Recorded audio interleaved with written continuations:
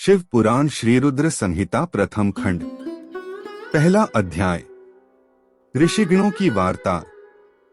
ऋषि बोले, हे सूत जी, अब आप हमसे भगवान शिव व पार्वती के परम उत्तम व दिव्य स्वरूप का वर्णन कीजिए। सृष्टि की रचना से पूर्व, सृष्टि के मध्यकाल व अंतकाल में महेश्वर किस प्रकार व किस रूप में स्थित होते हैं। सभी लोगों का कल्याण करने वाले भगवान शिव कैसे प्रसन्न होते हैं तथा प्रसन्न होने पर अपने भक्तों को कौन कौन से उत्तम फल देते हैं। हमने सुना है कि भगवान शिव महान दयालु हैं, अपने भक्तों को कष्ट में नहीं देख सकते। ब्रह्मा, विष्णु और महेश तीनों देवता शिवजी के अंग से ही उत्पन्न हुए हैं। हम पर कृपा कर शिवजी के प्राकट्य, देवी उमा की उत्पत्ति, शिव उमा विवाह, गृहस्थ धर्म एवं शिवजी के अनंत चरित्रों को सुनाइए। सूत जी बोले, हे ऋषियों, आप लोगों के प्रश्न पतित पावनी श्री गंगा जी के समान हैं। ये सुनने वालों, कहने वालों और पूछने वालों इन तीनों को पवित्र करने वाले हैं। आपकी इस कथा को सुनने की आंतरिक इच्छा है, इसलिए आप धन्यवाद के पात्र हैं। ब्राह्मणों, भगवान शंकर का रूप साधु, राजसी और तामसी तीनों प्रकृति के मनुष्यों को सदा आनंद प्रदान करने वाला है। वे मनुष्य जिनके मन में कोई तृष्णा नहीं है, ऐसे ऐसे महात्मा पुरुष भगवान शिव के गुणों का ज्ञान करते हैं, क्योंकि शिव की भक्ति मन और कानों को प्रिय लगने वाली और संपूर्ण मनोरथों को देने वाली है। हे ऋषियों, मैं आपके प्रश्नों के अनुसार ही शिव के चरित्रों का वर्णन करता हूँ। आप उसे आदर पूर्वक श्रवण करें। आपके प्रश्नों के अनुसार ही नारद जी ने अपने पिता ब्रह्मा जी से यही प्रश्न किया था। तब ब्रह्मा जी ने प्रसन्न होकर शिव चरित्र सुनाया था। उसी संवाद को मैं तुम्हें सुनाता हूँ, क्योंकि उस संवाद में भवसागर से मुक्त कराने वाले गौरीश की अनेकों आश्चर्यमयी लीलाएं वर्णित हैं। शिव पुराण श्री रुद्र संहिता प्रथम खंड। दूसरा अध्याय। नारद जी की काम वासना। सूत जी बोले, हे ऋषियों, एक समय की बात है, ब्रह्मा पुत्र नारद जी हिमालय पर्वत की एक गुफा में बहुत दिनों से तपस्या कर रहे थे। उन्होंने दृढ़ता पूर्वक समाधि लगाई थी और तप करने लगे थे। उनके उग्र तप का समाचार पाकर देवराज इंद्र कांप उठे। उन्होंने सोचा कि नारद मुनि मेरे स्वर्गलोक के राज्य को छीनना चाहते हैं। यह ख्याल आते ही इंद्र ने उनकी तपस्या में विघ्न डालने की कोशिश की। उन्होंने कामदेव को बुलाया और कहने लगे, हे कामदेव, तुम मेरे परम मित्र एवं हितैषी हो। नारद हिमाचल पर्वत की गुफा में बैठकर तपस्या कर रहा है। कहीं ऐसा न हो कि वह वरदान में ब्रह्मा जी से मेरा स्वर्ग का राज्य ही मांग बैठे। अतः तुम वहां जाकर उसका तप भंग कर दो। यह आज्ञा पाकर कामदेव वसंत को साथ ले बड़े गर्व से उस स्थान पर गए और अपनी सारी कलाएं रच डाली। कामदेव और वसंत के बहुत प्रयत्न करने पर भी नारद मुनि के मन में कोई विकार उत्पन्न नहीं हुआ। महादेव जी के अनुग्रह से उन दोनों का गर्व चूर्ण हो गया। ऐसा इसलिए हुआ क्योंकि महादेव जी की कृपा से नारद मुनि पर कामदेव का कोई प्रभाव नहीं पड़ा था। पहले उस आश्रम में भगवान शिव ने भी तपस्या की थी। उसी स्थान पर उन्होंने ऋषि मुनियों की तपस्या का नाश करने वाले कामदेव को भस्म कर डाला था। कामदेव को भस्म देखकर उनकी पत्नी रति ने बिलखते हुए भगवान शंकर से उन्हें जीवित करने की प्रार्थना की, तथा सभी देवता भी शिवजी से प्रार्थना करने लगे। तो भगवान महादेव जी ने कहा था कि कुछ समय पश्चात कामदेव स्वयं जीवित हो जाएंगे, किंतु इस स्थान पर और इसके आसपास जहाँ तक भस्म दिखाई देती है, वहाँ तक की पृथ्वी पर कामदेव की माया और काम बाण का कोई प्रभाव नहीं पड़ेगा। इस प्रकार उस स्थान से कामदेव लज्जित होकर वापस लौट आया। देवराज इंद्र ने जब यह सुना कि नारद जी पर कामदेव का कोई प्रभाव नहीं पड़ा, तो उन्होंने नारद जी की खूब प्रशंसा की। भगवान शिव की माया के कारण वे भूल गए थे कि शिवजी के शाप के कारण उस स्थान पर कामदेव की माया नहीं चल सकती। नारद जी भगवान शिव की कृपा से बहुत समय तक तपस्या करते रहे। अपने तप को पूर्ण हुआ समझकर नारद जी उठे तो उन्हें कामदेव पर विजय प्राप्त करने का ध्यान आया। तब उन्हें मन ही मन इस बात का घमंड हुआ कि उन्होंने कामदेव पर विजय प्राप्त कर ली है। इस प्रकार अभिमान से उनका ज्ञान नष्ट हो गया। वे यह समझ नहीं सके कि कामदेव के पराजित होने में भगवान शंकर की ही माया थी। तब वे अपनी काम विजय की कथा सुनाने के लिए शीघ्र ही कैलाश पर्वत पर जा पहुँचे और भगवान शिव को नमस्कार करके अपनी तपस्या की सफलता का समाचार तथा कामदेव पर विजय प्राप्त करने का समाचार कह सुनाया। यह सब सुनकर महादेव जी ने नारद की प्रशंसा करते हुए कहा, हे नारद जी, आप परम धन्य हैं, परंतु मेरी एक बात याद रखना कि यह समाचार किसी अन्य देवता को मत सुनाना। विशेषकर भगवान विष्णु से तो इस बात को कदापि न कहना। यह वृत्तांत सबसे छिपाकर रखने योग्य है। तुम मेरे प्रिय हो, इसलिए मैं तुम्हें यह आज्ञा देता हूँ कि यह बात किसी के सामने प्रकट मत करना। परंतु वे तो शिव की माया से मोहित हो चुके थे, इसलिए उनकी दी शिक्षा को ध्यान में न रखते हुए वे ब्रह्मलोक चले गए। वहां ब्रह्मा जी को नमस्कार कर बोले, मैंने अपने तपोबल से कामदेव को जीत लिया है। यह सुनकर ब्रह्मा जी ने भगवान शिव के चरणों का चिंतन करके सारा कारण जान लिया तथा अपने पुत्र नारद को यह सब किसी और से कहने के लिए मना कर दिया। नारद के मन में अभिमान के अंकुर उत्पन्न हो गए थे, जिसके फलस्वरूप उनकी बुद्धि नष्ट हो गई थी।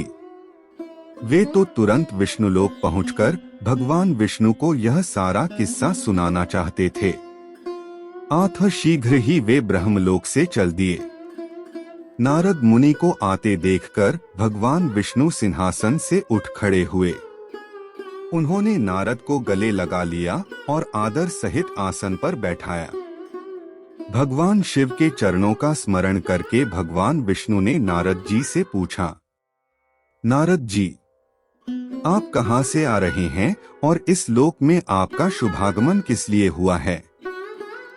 यह सुनकर नारद जी ने अहंकार सहित अपने तप के पूर्ण होने एवं कामदेव पर विजय प्राप्त करने का समस्त हाल उन्हें कह सुनाया।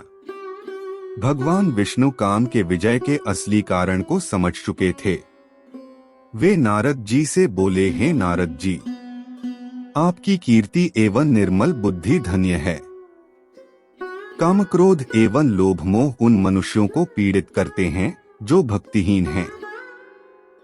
आप तो ज्ञान वैराग्य से युक्त एवं ब्रह्मचारी हैं, फिर भला यह काम आपका क्या बिगाड़ सकता था? देवर्षि नारद बोले, हे भगवान, यह सब आपकी कृपा का ही फल है।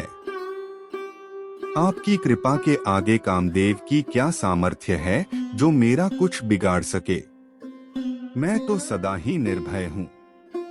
इतना कहकर नारद जी विष्णु भगवान को नमस्कार कर वहां से चल दिए। शिव पुराण श्री रुद्र संहिता प्रथम खंड, तीसरा अध्याय।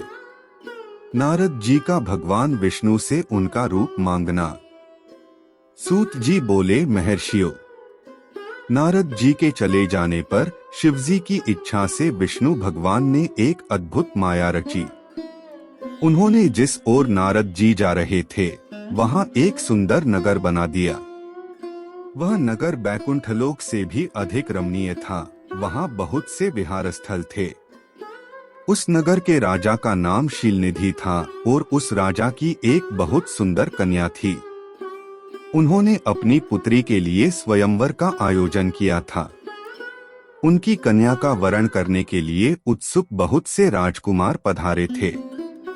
वहां बहुत चहल पहल थी। इस नगर की शोभा देखते ही नारद जी का मन मोहित हो गया। जब राजा शीलनिधि ने नारद जी को आते देखा तो उन्हें सादर प्रणाम करके स्वर्ण सिंहासन पर बैठाकर उनकी पूजा की। फिर अपनी देवसुंदरी कन्या को बुलाया, जिसने महर्षि के चरणों में प्रणाम किया। नारद जी से उसका परिचय कराते हुए शीलनिधि ने निवेदन किया, महर्षि, यह मेरी पुत्री श्रीमती है। इसके स्वयंवर का आयोजन किया गया है। इस कन्या के गुण दोषों को बताने की कृपा कीजिए। राजा के ऐसे वचन सुनकर नारद जी बोले, राजन, आपकी कन्या साक्षात लक्ष्मी है।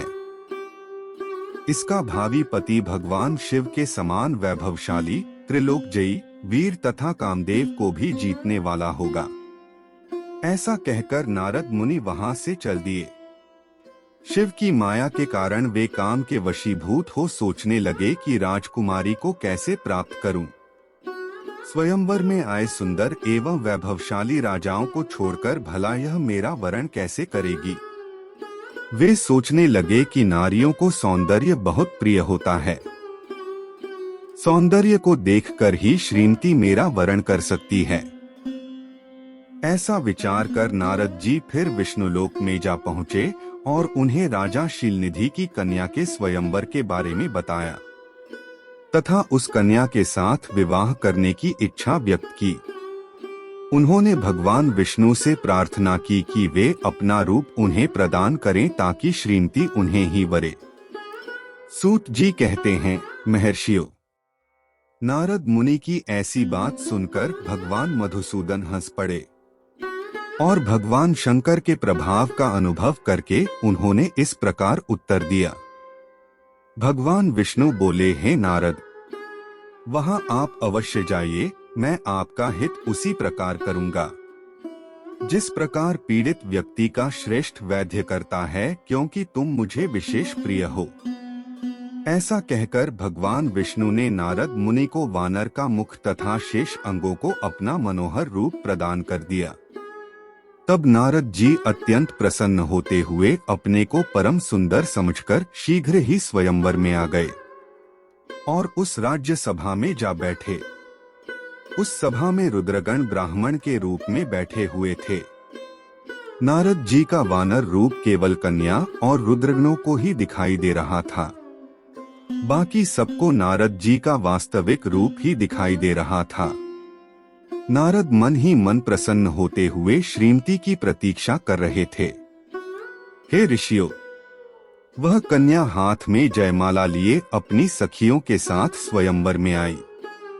उसके हाथों में सोने की सुंदर माला थी। वह शुभलक्षणा राजकुमारी लक्ष्मी के समान अपूर्व शोभा पा रही थी। नारद मुनि का भगवान विष्णु जैसा शरीर और वानर जैसा मुख देख वह कुपित हो गई और उनकी ओर से दृष्टि हटाकर मनोवांछित वर की तलाश में आगे चली गई। सभा में अपने मनपसंद वर को न पाकर वह उदास हो गई। उसने किसी के भी गले में वरमाला नहीं डाली। तभी भगवान विष्णु राजा की वेशभूषा धारण कर वहां आ पहुँचे। विष्णु जी को देखते ही उस परम सुंदरी ने उनके गले में वरमाला डाल दी। विष्णु जी राजकुमारी को साथ लेकर तुरंत अपने लोक को चले गए। यह देखकर नारद जी विचलित हो गए।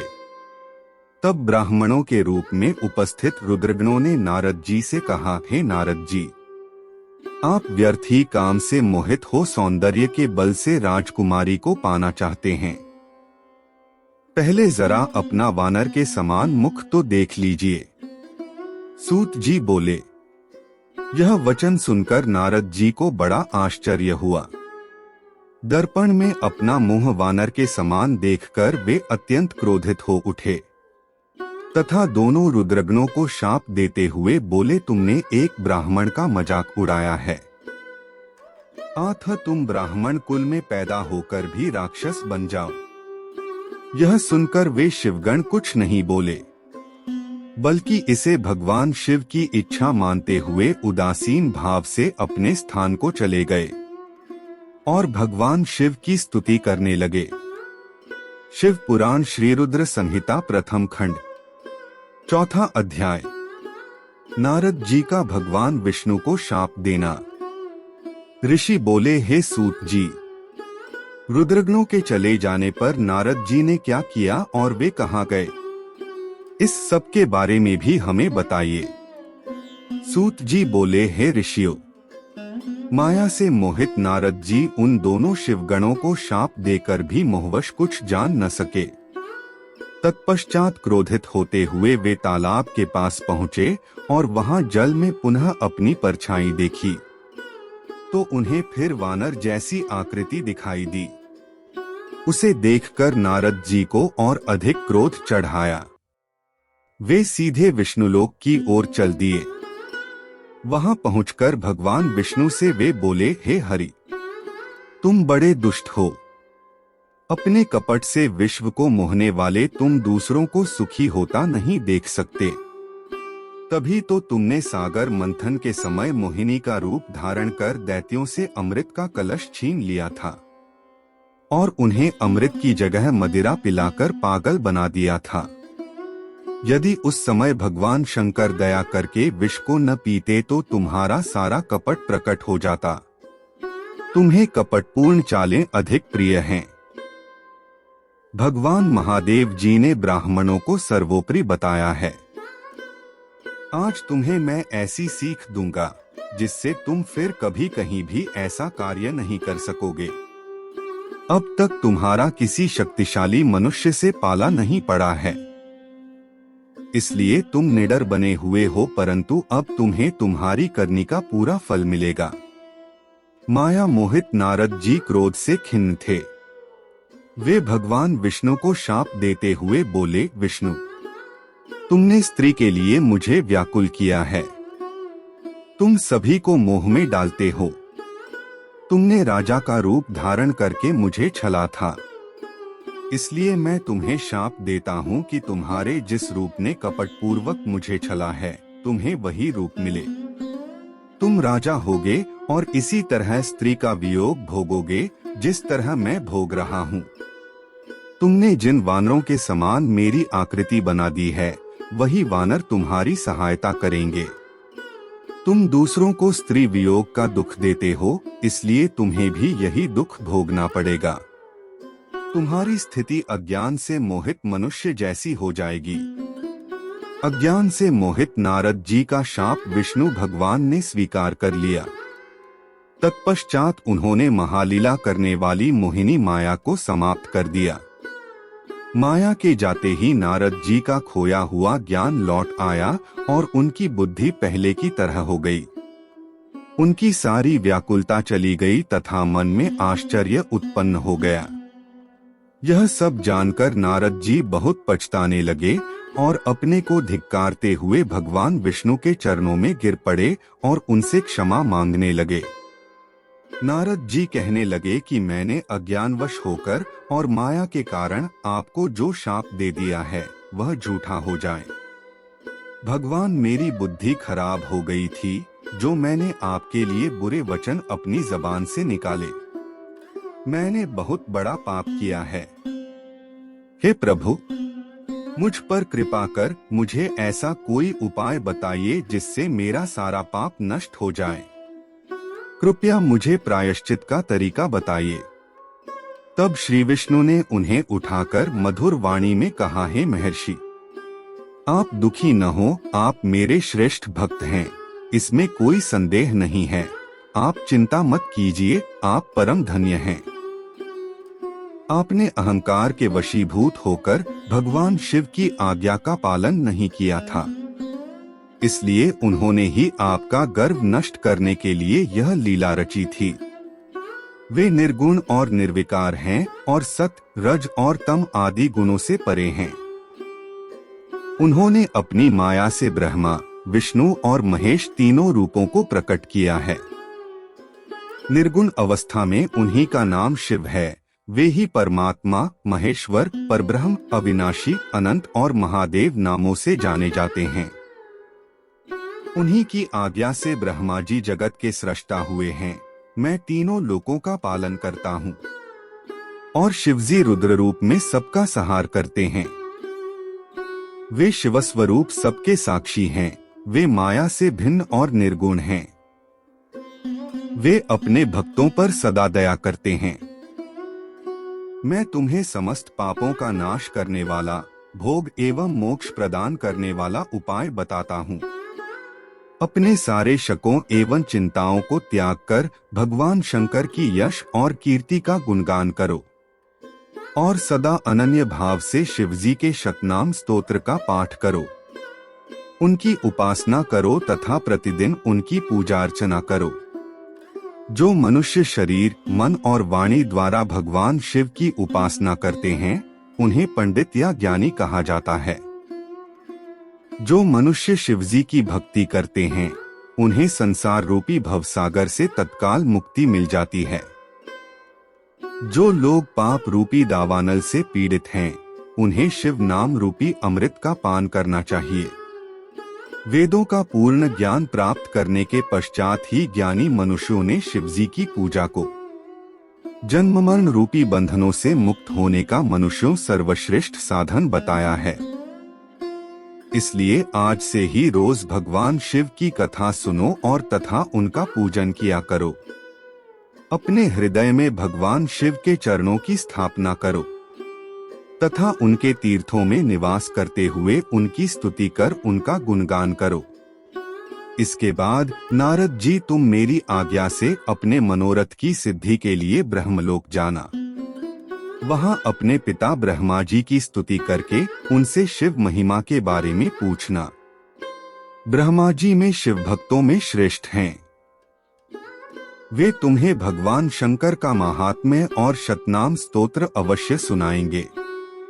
आज से तुम शिव भक्ति में लीन हो जाओ। वे अवश्य तुम्हारा कल्याण करेंगे। यह कहकर विष्णु जी अंतर्धान हो गए। शिव पुराण श्री रुद्र संहिता प्रथम खंड 5वां अध्याय। नारद जी का शिव तीर्थों में भ्रमण व ब्रह्मा जी से प्रश्न। सूत जी बोले, महर्षियों, भगवान श्रीहरि के अंतर्धान हो जाने पर मुनिश्रेष्ठ नारद शिवलिंगों का भक्तिपूर्वक दर्शन करने के लिए निकल गए। इस प्रकार भक्ति मुक्ति देने वाले अनेक शिवलिंगों के उन्होंने दर्शन किए। जब उन रुद्रगणों ने नारद जी को वहां देखा तो वे दोनों गण अपने शाप की मुक्ति के लिए उनके चरणों पर गिर पड़े और उनसे प्रार्थना करने लगे कि वे उनका उद्धार करें। नारद मुने, हम आपके अपराधी हैं। राजकुमारी श्रीमती के स्वयंवर में आपका मन माया से मोहित था। उस समय भगवान शिव की प्रेरणा से आपने हमें शाप दे दिया था। अब आप हमारी जीवन रक्षा का उपाय कीजिए। हमने अपने कर्मों का फल भोग लिया है। कृपा कर हम पर प्रसन्न होकर हमें शाप मुक्त कीजिए। नारद जी ने कहा, हे रुद्रगणों, आप महादेव के गण हैं एवं सभी के लिए आदरणीय हैं। उस समय भगवान शिव की इच्छा से मेरी बुद्धि भ्रष्ट हो गई थी, इसलिए मोहवश मैंने आपको शाप दे दिया था। आप लोग मेरे इस अपराध को क्षमा कर दें। परंतु मेरा वचन झूठा नहीं हो सकता, इसलिए मैं आपको शाप से मुक्ति का उपाय बताता हूँ। मुनिवर विश्रवा के वीर्य द्वारा तुम एक राक्षसी के गर्भ में जन्म लोगे। समस्त दिशाओं में रावण और कुंभकर्ण के नाम से प्रसिद्धि पाओगे और राक्षस राज का पद प्राप्त करोगे। तुम बलवान व वैभव से युक्त होोगे। तुम्हारा प्रताप सभी लोकों में फैलेगा। समस्त ब्रह्मांड के राजा होकर भी भगवान शिव के परम भक्तों में होगे। भगवान शिव के ही दूसरे स्वरूप श्री विष्णु के अवतार के हाथों से मृत्यु पाकर तुम्हारा उद्धार होगा तथा फिर अपने पद पर प्रतिष्ठित हो जाओगे। सूत जी कहने लगे कि इस प्रकार नारद जी का कथन सुनकर वे दोनों रुद्रगण प्रसन्न होते हुए वहां से चले गए और नारद जी भी आनंद से सराबोर हो मन ही मन शिवजी का ध्यान करते हुए शिव तीर्थों का दर्शन करने लगे। इसी प्रकार भ्रमण करते करते वे शिव की प्रिय नगरी काशीपुरी में पहुँचे और काशीनाथ का दर्शन कर उनकी पूजा उपासना की।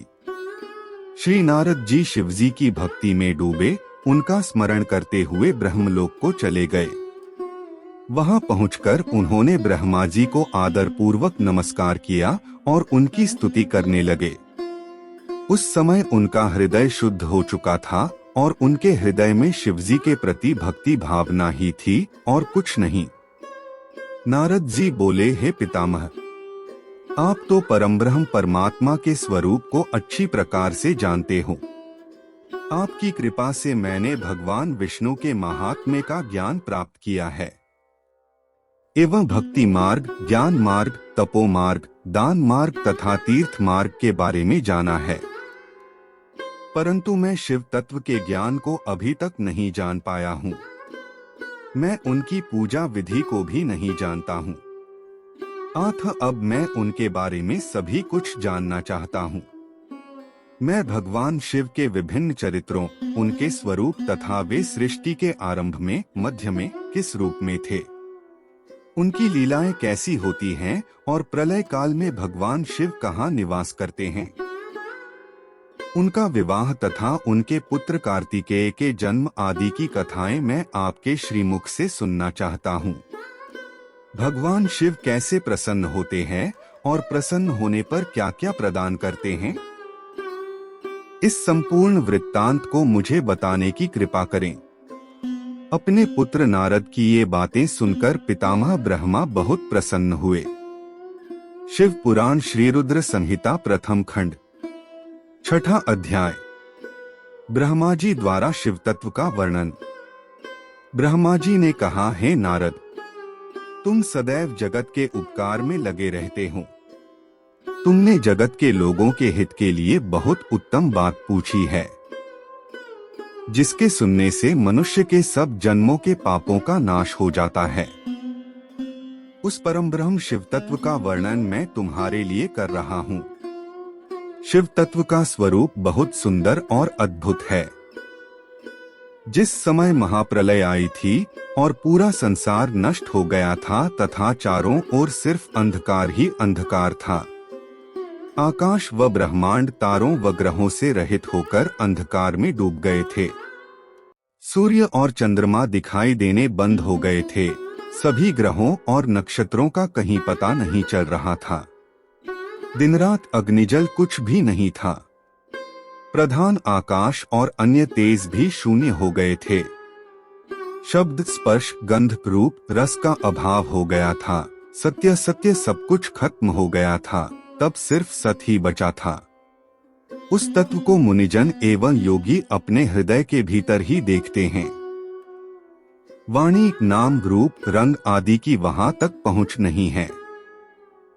उस पर ब्रह्म के विषय में ज्ञान और अज्ञान से किए गए संबोधन के द्वारा कुछ समय बाद, अर्थात सृष्टि का समय आने पर एक से अनेक होने के संकल्प का उदय हुआ।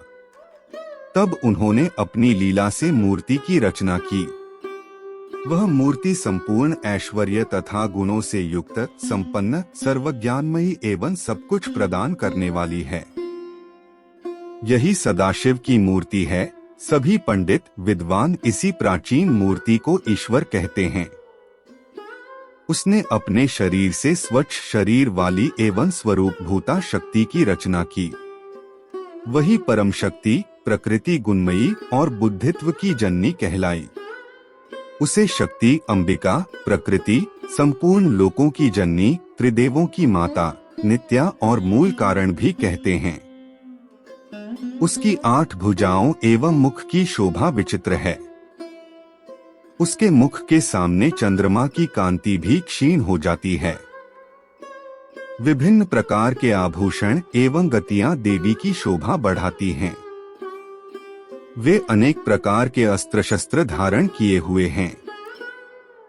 सदाशिव को ही सब मनुष्य परम पुरुष, ईश्वर, शिव शंभु और महेश्वर कहकर पुकारते हैं।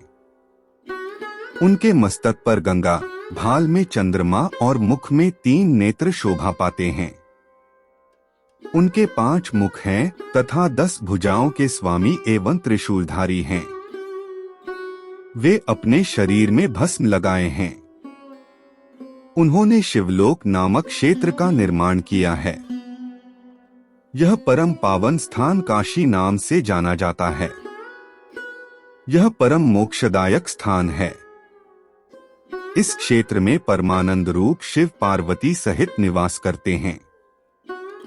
शिव और शिवा ने प्रलय काल में भी उस स्थान को नहीं छोड़ा, इसलिए शिवजी ने इसका नाम आनंदवन रखा है। एक दिन आनंदवन में घूमते समय शिव शिवा के मन में किसी दूसरे पुरुष की रचना करने की इच्छा हुई। तब उन्होंने सोचा कि इसका भार किसी दूसरे व्यक्ति को सौंपकर हम यहीं काशी में विराजमान रहेंगे। ऐसा सोचकर उन्होंने अपने वाम भाग के 10वें अंग पर अमृत मल दिया, जिससे एक सुंदर पुरुष वहां प्रकट हुआ, जो शांत और सत्व गुणों से युक्त एवं गंभीरता का अथाह सागर था। उसकी कांति इंद्रनील मणि के समान श्याम थी। उसका पूरा शरीर दिव्य शोभा से चमक रहा था तथा नेत्र कमल के समान थे। उसने हाथ जोड़कर भगवान शिव और शिवा को प्रणाम किया तथा प्रार्थना की कि मेरा नाम निश्चित कीजिए।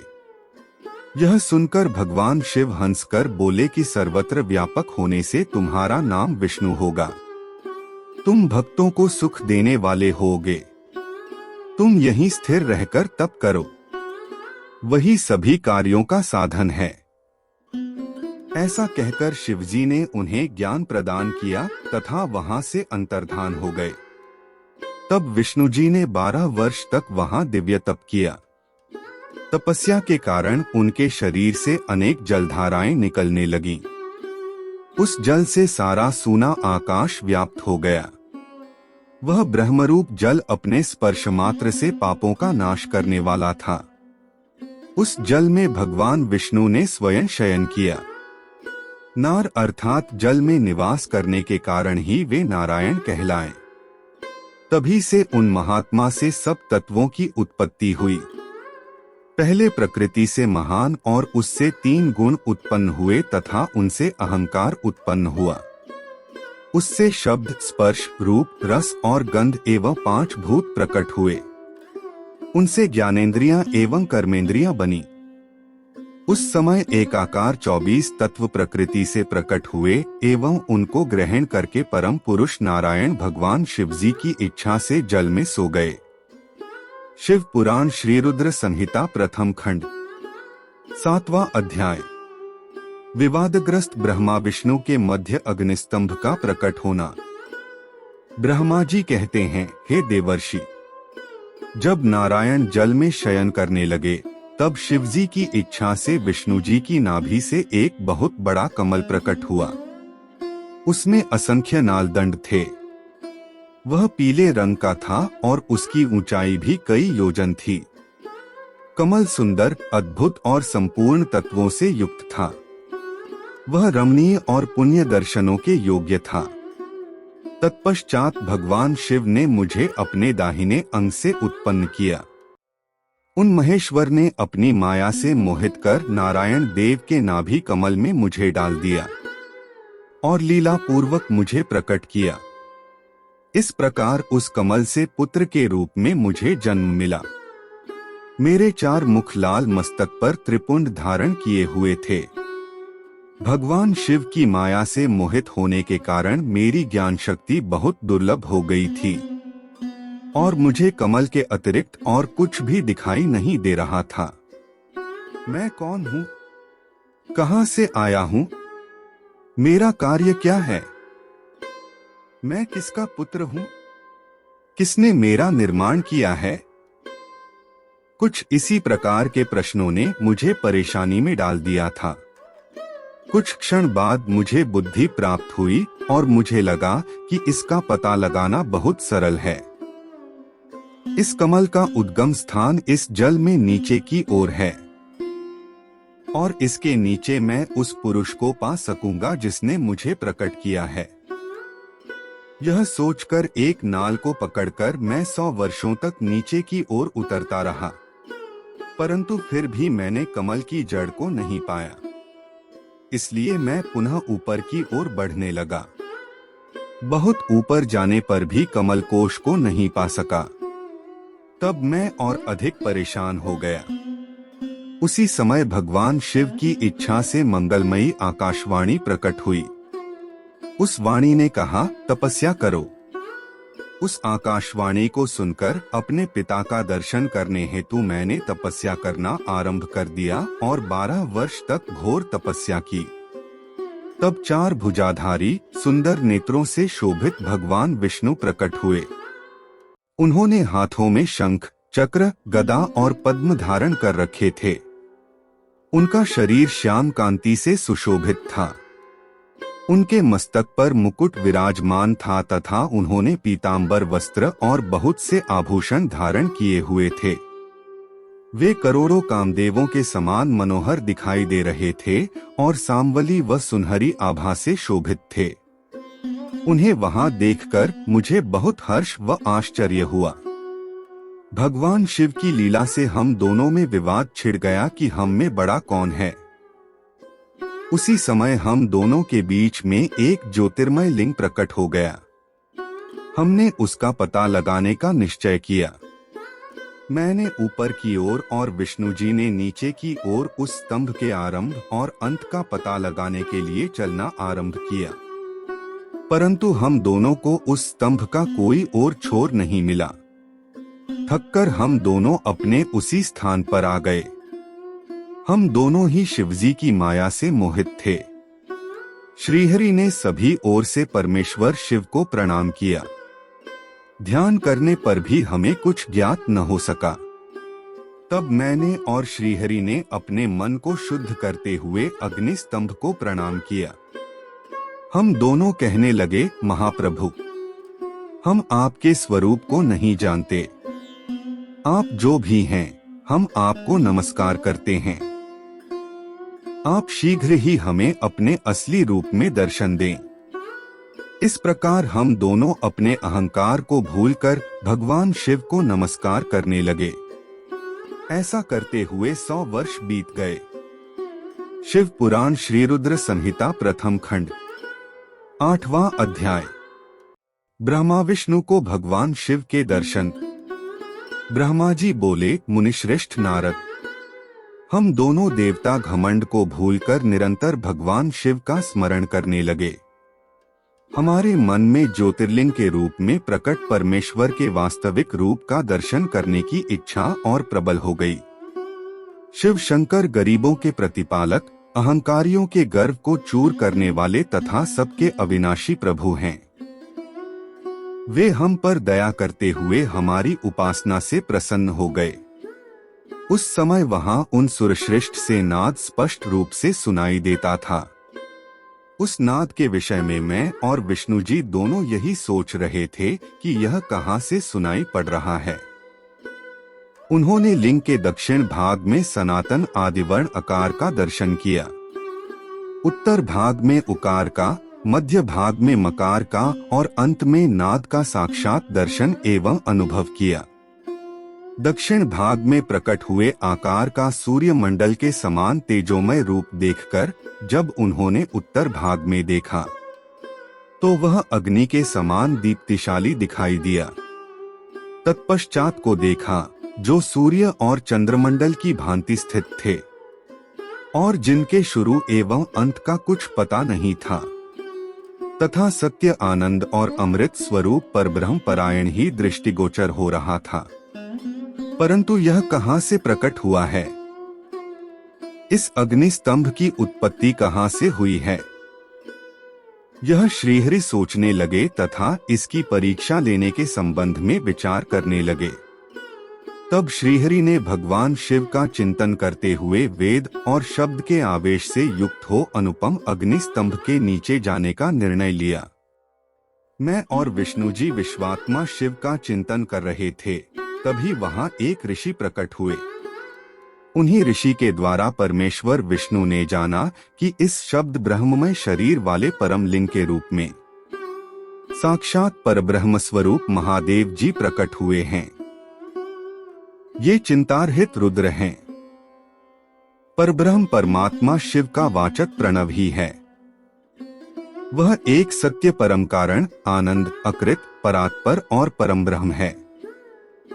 प्रणव के पहले अक्षर अकार से जगत के बीजभूत अर्थात ब्रह्मा जी का बोध होता है। दूसरे अक्षर उकार से सभी के कारण श्रीहरि विष्णु का बोध होता है। तीसरा अक्षर मकार से भगवान शिव का ज्ञान होता है। अकार सृष्टिकर्ता, उकार मोह में डालने वाला और मकार नित्य अनुग्रह करने वाला है। मकार अर्थात भगवान शिव बीजी अर्थात बीज के स्वामी हैं, तो अकार अर्थात ब्रह्मा जी बीज हैं। उकार अर्थात विष्णु जी योनि हैं। महेश्वर बीजी बीज और योनि हैं। इन सभी को नाद कहा गया है। बीजी अपने बीज को अनेक रूपों में विभक्त करते हैं। बीजी भगवान शिव के लिंग से उकार रूप योनि में स्थापित होकर चारों तरफ ऊपर की ओर बढ़ने लगा। वह दिव्य अंड कई वर्षों तक जल में रहा। हजारों वर्ष के बाद भगवान शिव ने इस अंड को 2 भागों में विभक्त कर दिया। तब इसके 2 भागों में से पहला सुवर्णमय कपाल ऊपर की ओर स्थित हो गया, जिससे स्वर्गलोक उत्पन्न हुआ तथा कपाल के नीचे के भाग से 5 तत्वों वाली पृथ्वी प्रकट हुई।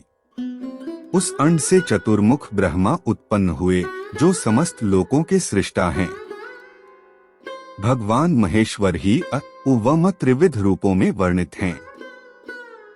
इसलिए ज्योतिर्लिंग स्वरूप सदाशिव को कहा गया है। इसकी सिद्धि यजुर्वेद में भी होती है। देवेश्वर शिव को जानकर विष्णु जी ने शक्ति संभूत मंत्रों द्वारा उत्तम एवं महान अभ्युदय से शोभित भगवान शिव की स्तुति करनी शुरू कर दी। इसी समय मैंने और विश्वपालक भगवान विष्णु ने एक अद्भुत व सुंदर रूप देखा, जिसके 5 मुख, 10 भुजा, कपूर के समान गौरवर्ण, परम कांतिमय, अनेक आभूषणों से विभूषित, महान उदार, महावीर्यवान और महापुरुषों के लक्षणों से युक्त था, और जिसके दर्शन पाकर मैं और विष्णु जी धन्य हो गए। तब परमेश्वर महादेव भगवान प्रसन्न होकर अपने दिव्यमय रूप में स्थित हो गए। आकार उनका मस्तक और आकार ललाट है। इकार दाहिना और इकार बायां नेत्र है। उकार दाहिना और उकार बायां कान है। रिकार दायां और रिकार बायां गाल है। लिंग उनकी नाक के छिद्र हैं। एकार और ऐकार उनके दोनों होंठ हैं। ओकार और औकार उनकी दोनों दंत पक्तियां हैं। और देवाधिदेव शिव के तालु हैं। क आदि 5 अक्षर उनके दाहिने 5 हाथ हैं और च आदि बाएं 5 हाथ हैं। त और ट से शुरू 5 अक्षर उनके पैर हैं। पकार पेट है, फकार दाहिना और बकार बायां पार्श्व भाग है। भकार कंधा, मकार हृदय है, हकार नाभि है। यसे शतक के 7 अक्षर 7 धातुएं हैं, जिनसे भगवान शिव का शरीर बना है।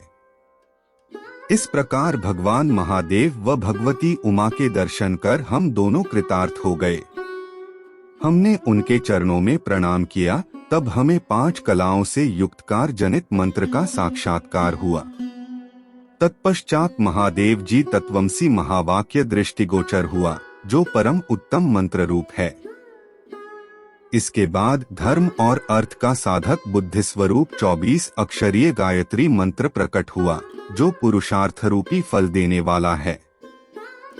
तत्पश्चात मृत्युंजय मंत्र, फिर पंचाक्षर मंत्र तथा दक्षिणामूर्ति व चिंतामणि का साक्षात्कार हुआ। इन 5 मंत्रों को विष्णु भगवान ने ग्रहण कर जपना आरंभ किया। ईशो के मुकुट मणि ईशान हैं, जो पुरातत्व पुरुष हैं, हृदय को प्रिय लगने वाले, जिनके चरण सुंदर हैं, जो सांप को आभूषण के रूप में धारण करते हैं, जिनके पैर व नेत्र सभी ओर हैं, जो मुझ ब्रह्मा के अधिपति, कल्याणकारी तथा सृष्टि पालन एवं संहार करने वाले हैं। उन वरदायक शिव की मेरे साथ भगवान विष्णु ने प्रिय वचनों द्वारा संतुष्ट चित्त से स्तुति की। शिव पुराण श्री रुद्र संहिता प्रथम खंड 9वां अध्याय। देवी उमा एवं भगवान शिव का प्राकट्य एवं उपदेश देना। ब्रह्मा जी बोले, नारद, भगवान विष्णु द्वारा की गई अपनी स्तुति सुनकर कल्याणमयी शिव बहुत प्रसन्न हुए और देवी उमा सहित वहां प्रकट हो गए। भगवान शिव के 5 मुख थे और हर मुख में 3-3 नेत्र थे। मस्तक में चंद्रमा, सिर पर जटा तथा संपूर्ण अंगों में विभूति लगा रखी थी। 10 भुजा वाले गले में नीलकंठ आभूषणों से विभूषित और माथे पर भस्म का त्रिपुंड लगाए थे। उनका यह रूप मन को मोहित करने वाला और परम आनंदमयी था। महादेव जी के साथ भगवती उमा ने भी हमें दर्शन दिए। उनको देखकर मैंने और विष्णु जी पुनः उनकी स्तुति करनी शुरू कर दी। तब पापों का नाश करने वाले तथा अपने भक्तों पर सदा कृपा दृष्टि रखने वाले महेश्वर ने मुझे और भगवान विष्णु को श्वास से वेद का उपदेश दिया। तत्पश्चात उन्होंने हमें गुप्त ज्ञान प्रदान किया। वेद का ज्ञान प्राप्त कर कृतार्थ हुए विष्णु जी और मैंने भगवान शिव और देवी के सामने अपने दोनों हाथ जोड़कर नमस्कार किया तथा प्रार्थना की।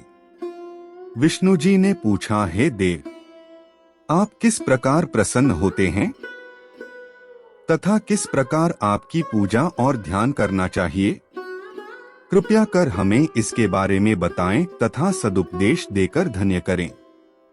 ब्रह्मा जी कहते हैं, नारद, इस प्रकार श्रीहरि की यह बात सुनकर अत्यंत प्रसन्न हुए कृपानिधान शिव ने प्रीतिपूर्वक यह बात की। श्री शिव बोले, मैं तुम दोनों की भक्ति से बहुत प्रसन्न हूँ। मेरे इसी रूप का पूजन व चिंतन करना चाहिए। तुम दोनों महाबली हो और मेरे दाएं बाएं अंगों से तुम प्रकट हुए हो। लोकपिता ब्रह्मा मेरे दाहिने पार्श्व से और पालनहार विष्णु मेरे बाएं पार्श्व से प्रकट हुए हो। मैं तुम पर मैं भली भांति प्रसन्न हूँ और तुम्हें मनोवांछित फल देता हूँ। तुम दोनों की भक्ति सुदृढ़ हो। मेरी आज्ञा का पालन करते हुए ब्रह्मा जी आप जगत की रचना करें तथा भक्त विष्णु जी आप इस जगत का पालन करें।